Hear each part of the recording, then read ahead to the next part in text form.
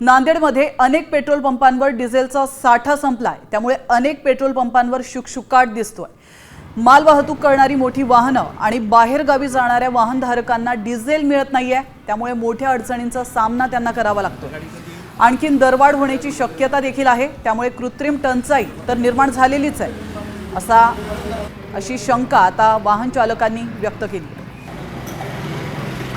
इथं सर माझं ट्रॅक्टरसाठी डिझेल भेटणार झाले। डिझेलसाठी मी जवळपास 10 पेट्रोल पंप फिरलो सर, पण आता ट्रॅक्टर वावर नांगरायचे, मोगडायचे, कटर करायचे, का न करायचे सर। आता डिझेल तर खूप टंचाई चालली, जागोजाग डिझेल टंचाई आहे सर।